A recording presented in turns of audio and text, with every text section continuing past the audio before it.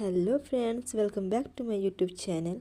तो फ्रेंड्स, आप देखेंगे दो दिल एक जान। उससे पहले अगर आप मेरे चैनल पर नए हैं तो जल्दी से सब्सक्राइब कर लीजिए और वीडियो अच्छी लगे तो प्लीज़ लाइक कर दीजिए। तो फ्रेंड्स, आगे आप देखेंगे कि जब रघु अंतरा के कमरे में उसकी आवाज़ सुनकर जाता है तो उसके कमरे में दरवाज़ा अपने आप बंद हो जाता है। जब रघु उस कमरे से निकलने की कोशिश करता है तो कहता है दरवाज़ा बाहर से बंद है, लेकिन अंतरा नहीं मानती है। लेकिन वो जब खुद ट्राई करती है तो वो नहीं खुलता है। फिर वो ये सोचने लगती है कि ये कैसे हो सकता है। फिर वो दोनों लोग अंदर बंद हो जाते हैं। रघु अंतरा से कहता है मिस कॉल मेरी बात सुन, लेकिन वो नहीं सुनती है। वह यह कहती है कि तुम चले जाओ यहाँ से और मुझसे दूर रहो, मुझसे बात मत करो।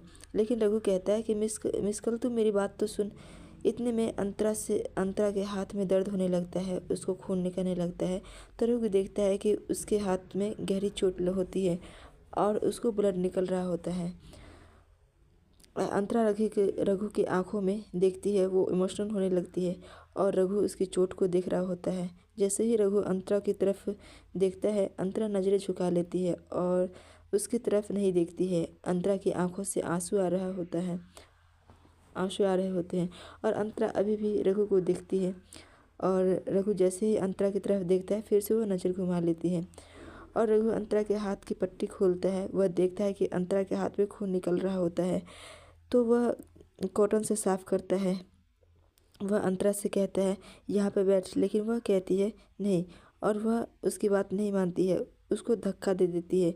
रघु वहीं पर गिरता है जाकर बेड पर।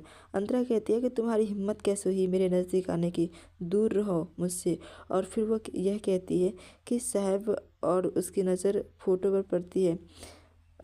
तो वो सोचती है कि साहब आ रहे होंगे और रघु कहता है कि मिस कॉल मेरी बात सुन, लेकिन वह नहीं सुनती है और अंतरा रघु की एक भी बात नहीं मानती है। और फिर वो ऑइंटमेंट उठाती है। वह कहती है कि ये लो, और उसके पास फेंक देती है रघु की और रघु वो देखता है पर वह कुछ नहीं करता। वह नहीं उठाता है। रघु अंतरा की तरफ देखता है और अंतरा रघु की तरफ। दोनों लोग एक दूसरे को देख रहे होते हैं। फिर से अंतरा दरवाज़ा खोलने की कोशिश करती है पर वह दरवाज़ा नहीं खुलता है। रघु अंतरा के नज़दीक आता है और वह देखता है कि अंतरा उससे फिर भी कुछ नहीं बोलती है। और रघु उससे कहता है कि देख मिस कॉल, तू मेरी बात सुन ले। लेकिन अंतरा कहती है तुम मुझसे मत बोलो, मुझसे दूर रहो, मेरे पास मत आओ। और वो कहती है कि मेरा पति आता ही होगा। और वो कहती है कि तुम्हारा पति अभी कहाँ है। और वो कहता है तुम्हारा पति अभी कहाँ है, अभी क्यों नहीं आया अभी तक।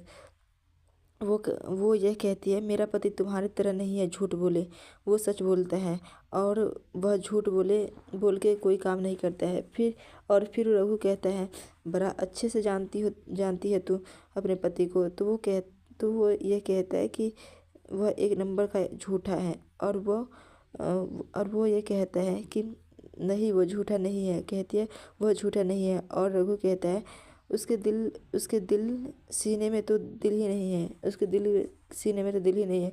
तो अंतरा कहती है कि तुम शायद एक बात भूल रहे हो और तुमने मेरा दिल तोड़ दिया और अब मेरे सीने में भी दिल नहीं है। रघु अंतरा की तरफ देखने लगता है और अंतरा रघु की तरफ। रघु को काफ़ी बुरा लगता है लेकिन वह कुछ नहीं बोलता है, चुपचाप रहता है। अंतरा गुस्सा होकर अलग खड़ी हो जाती है। वह कहती है मुझसे बात मत करो। और रघु फिर से दरवाज़ा खोलने का ट्राई करता है पर वह दरवाज़ा नहीं खुलता है। और फिर रघु वहीं पर खड़ा होता है। अंतरा पीट करके उसकी तरफ खड़ी होती है और रघु सोचता है कि क्या करे। उसे नहीं समझ में आता है। अंतरा जा रही होती है, अचानक से उसका पैर फुटपाथ में फंस जाता है और वो फिर से गिरने लगती है। तो रघु उसे संभाल लेता है और वह दोनों एक बार फिर से नज़दीक आ जाते हैं। रघु अंतरा की तरफ देखता है और अंतरा रघु की तरफ। दोनों लोग एक दूसरे को देखते रहते हैं, काफ़ी नज़दीक होते हैं दोनों। अंतरा और रघु दोनों लोग इतने क्लोज होते हैं कि अंतरा रघु के इतने नज़दीक आकर के शर्मा जाती है। वह थोड़ा जेब जाती है और फिर वो नज़र घुमा लेती है। और फिर रघु कहता है कि मिस कॉल मेरी बात सुन, और वह उसको अपनी तरफ खींच लेता है। लेकिन अंतरा वहाँ से हट जाती है। इधर वह सत्या की फ़ोटो गिर जाती है। और वह जो कैंडल जल रही होती है वह लुढ़क के नीचे गिरती है तो सत्या की फ़ोटो जलने लगती है। तो अंतरा देखती है रघु उसकी फ़ोटो के ऊपर पैर रखता है, वह आग बुझा देता है, उस फोटो को जलने से बुझा देता है। और अंतरा फिर फ़ोन उठाती है, सत्या का फ़ोन ट्राई करती है पर फ़ोन नहीं लगता है, सारे फ़ोन बंद आ रहे होते हैं, किसी किसी का फ़ोन नहीं लगता है। फिर वह गुस्से में वो फ़ोन वहीं पर फेंक देती है और फिर रघु देखता है कि रघु फिर से एक कैंडल जला देता है और कैंडल जलाकर वहीं पर रख देता है। और अंतरा वहाँ पर बैठी चुपचाप वो रघु के बारे में सोचने लगती है, पुराने दिन याद करने लगती है। और फिर इधर रघु देखता है कि वहाँ पर दरवाजे के पास जो बैठ जाता वो दरवाजे के पास वो बैठ जाता है और फिर वो भी अपने पुराने दिन याद करते हुए अंतरा के बारे में सोचता है। और उसको याद आता है माउथ आर्गन के बारे में। अंतरा ने कही थी कि उसके पति को नींद नहीं आती है, वो कहता है कि तूने मेरा दिया हुआ गिफ्ट बहुत अच्छे से संभाल के रखा है।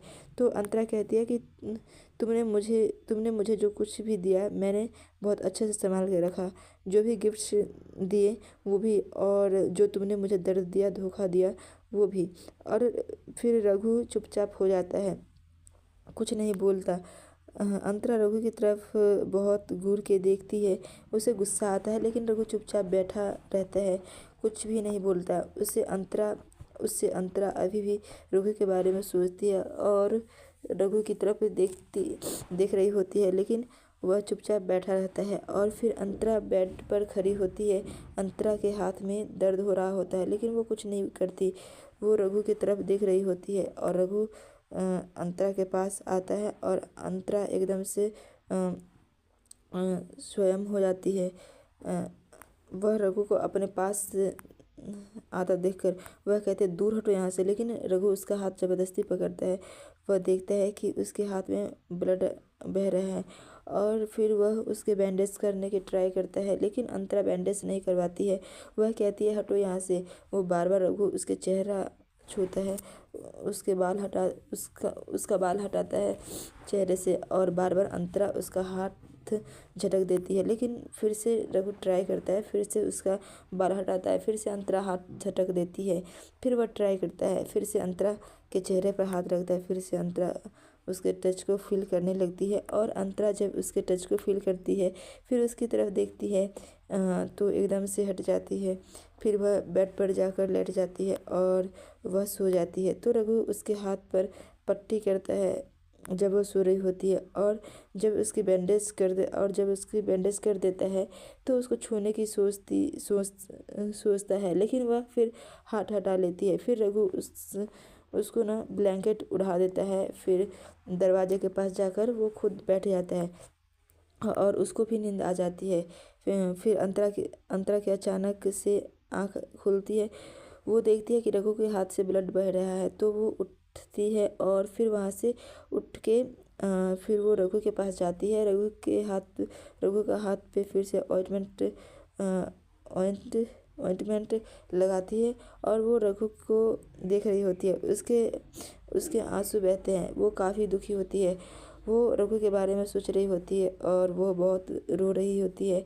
और वो ऑइंटमेंट वो रघु को लगा देती है, वो बहुत सिसकियाँ भर रही होती है लेकिन वो अपनी आवाज़ को दबाते हुए रघु की दवाई लगाने के बाद फिर से वो अपने बेड पर जाकर सुबह सो जाती है। फिर वो सुबह हो जाती है और अंतरा सो रही होती है तो मनोहर भाव बाहर की कुंडी चुपचाप खोल देते हैं और खोल के निकल जाते हैं। इधर फिर सत्या घर पर आता है तो दया माँ रोकती है, वह कहती है कि सत्या तुम कहाँ थे पूरी रात, साहेब बताओ। तो वह यह कहता है कि मैं बच्चा नहीं हूँ और अब मैं बड़ा हो गया हूँ, अब मुझसे यह सब सवाल मत पूछा कर, अच्छा नहीं लगता। और फिर इतना कहकर वो अपनी आई से कह देता है और फिर वो अपने रूम की तरफ जाता है। दाया माई कहती है कि तू ज़्यादा बड़ा हो गया है ना, इसलिए मुझे सबक सिखाना ज़रूरी था और तुझे अब पता चलेगा कि तू कितना बड़ा हो गया है। और फिर दाया माई चुप हो जाती है। इधर आप देखेंगे कि सत्या अपने कमरे का दरवाज़ा खोलता है लेकिन वह खुल नहीं रहा होता है आसानी से। फिर वह धक्का देता है, नहीं खुलता है, लेकिन फिर वह अचानक से उसको कस के धक्का देता है। वो देखता है कि कमरे में सामान इधर उधर पड़ा है और वो देखता है कि वहाँ पे कमरे में रघु भी है। और फिर वो रघु को देखकर उसे गुस्सा आ जाता है। तो वह अंतरा के पास जाकर उसको घूर के देखता है। अंतरा अचानक से उठ जाती है और वह पूछता है कि यहाँ पर क्या हुआ पूरी रात में, और यहाँ पर यह रघु यहाँ पर क्या कर रहा था, और क्या हुआ तुम दोनों के बीच में। दया माई भी वहाँ पर आ जाती है। फिर रघु चुपचाप खड़ा होता है, कुछ नहीं बोलता है। वह यह कहता है कि साहब मेरी बात सुनो, लेकिन उसको इतना गुस्सा आता है कि साहब को वो किसी की बात नहीं सुनता। और वो यह कहता है कि मिसेज अंतरा सत्यानायक ने आपसे पूछ रहा हूँ मैं आपसे पूछ रहा हूँ क्या हुआ यहाँ पर पूरी रात में। आपसे पूछ रहा हूँ यहाँ पर यह रघु क्या कर रहा था, यहाँ रघु रघु यहाँ पर कब आया। और उसको इतना गुस्सा आता है और वह बार बार पूछ रहा होता है और अंतरा डर जाती है। सत्या के इतने गुस्से पर उसको समझ नहीं आता वह क्या बोले। तो बार बार ये कहती है कि वो आया था, लेकिन किसी ने बाहर से दरवाज़ा बंद कर दिया था इसलिए। तो वह यह कहता है कि यह यहाँ पर क्यों आया था। तो वो कहता है कि मेरा फ़ोन नहीं मिल रहा था इसलिए मैं ढूंढ रहा था। तो वह यह कहता है सत्या कि तुम्हारा फ़ोन यहाँ तो यहाँ पर तुम्हारा फ़ोन कैसे आया। इसका मतलब तुम यहाँ पर रोज़ आते हो। तो फिर वह कहता है कि नहीं। और फिर दया माई कहती है कि यह क्या हो रहा है यहाँ पर, तुम लोग क्या क्या ये बात कर रहे हो। तो वो कहता है कि आए बस कुछ मत बोलो आगे, मैं इससे पूछ रहा हूँ तुम्हारे रघुनाथ से कि यह यहाँ पर क्या करने आया था और उसका फ़ोन यहाँ पर कैसे आया। और इसका फ़ोन अगर यहाँ पर आया तो इसका मतलब यह यहाँ पर रोज़ आता है, यह क्यों यहाँ पर आता है। और वह अंतरा से सवाल करता है। अंतरा कहती है कि नहीं वो यहाँ पर नहीं आया था, लेकिन वह किसी वजह से आया था तो दरवाज़ा बंद हो गया। वो अंतरा से सवाल करता है। सत्या को बहुत गुस्सा आता है कि रघु कहता है कि साहब मेरी बात सुनो, लेकिन वह नहीं सुनता है। वह कहता है मैं अपनी पत्नी से बात कर रहा हूँ और तूने ज़्यादा कुछ बोला अच्छा नहीं होगा। मैं तुझे छोड़ूंगा नहीं। इधर दया माई से ये देखकर काफ़ी खुशी होती है और रघु वहाँ पर चुपचाप खड़ा होता है। वह कुछ नहीं बोलता है। सत्या अंतरा से सवाल करता है कि यहाँ पर क्यों आया था, पूरी रात तुम लोग यहाँ पर थे। और वह अंतरा बताती है कि जब दया माई यहाँ से गई थी शाम को, तभी वह आया था।